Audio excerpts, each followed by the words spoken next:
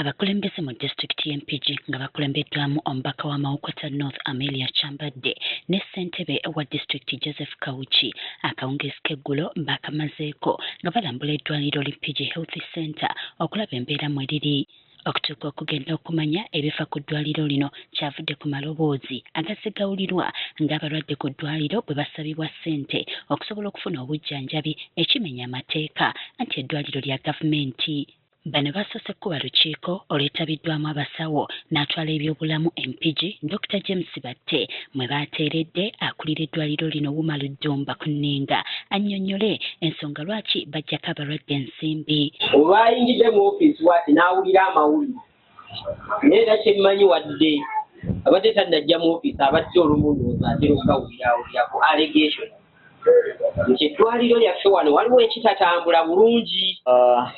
Yajja kugamba nti eriyo abakozi abamu betutudde mu nsonga zaabwe nga batucommunicatingidde nti nno balimu embeera ezo. Dr. Dumba teyeesiseemu n'akakasa ng'abasawo abamu bwe bajjako abalwadde ssente nti wabula obuzibu buva ku butaba na bikozesebwa mu ddwaliro okusingira ddala eddagala.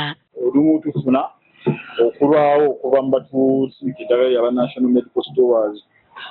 So balwawo kitera okutaataaganya empeereza yaffe ey'ebyobulamu okugaba eddagala eri kufuna abalwadde baffe eddagala batuusaako empeereza y'eddagala nga bwe tusobola. Akulira abakozi ku disitulikiti y'Empigi Francis Wamala bano abalabudde nti okuddamu okuliira ekintu kyonna ekyefaanaanyiriza okunyigiriza omulwadde ku ddwaliro lino akirimu wakukajjuutuka.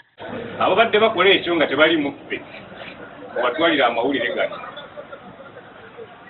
n'ababadde bakola ekyo nga bali muffe wano kola about that umanye nti bantegedde kakati ndowooza kankole ki kankyuse.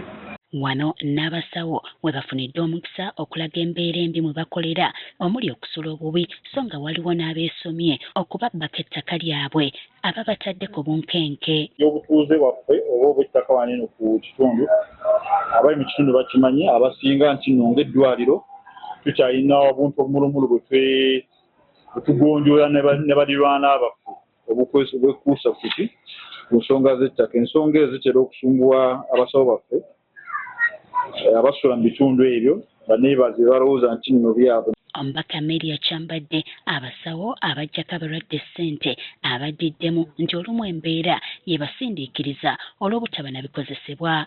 So nze omanyi kimazeemu emyaka mingi naye nagenda okinoonyeza naye natandika ndi mukambwe musaba ssente mukola mutya naye oluvannyuma nakkakala kubanga naawe bweta omusawo n'omusanga nagana naye ddala maama oyagala omusaayi mbukwatemu engalo ng'ate nange ekira.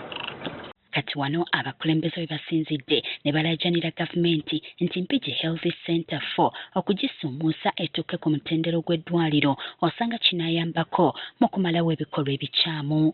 Nga minisitule y'ebyobulamu tulowooza isai time Empigi district ebeere considered eddwaliro hospital status emakiwalinge. Ebyobufuzi ffe tetwagala bitunuulira nnyo, twagala kutunuulira buweereza kuba abantu batulonda kubaweereza. Empigi Health Center 4 ng'eddwaliro lya gavumenti erisinga obunene mu disitulikiti y'Empigi yonna kyokka ku muwendo gw'abasawo 130 ogwetaagibwa waliwo abasawo 74 bokka ate nga 52 bokka be bakwata ku balwadde ekifudde obuweereza ku ddwaliro lino okuba obuzibu.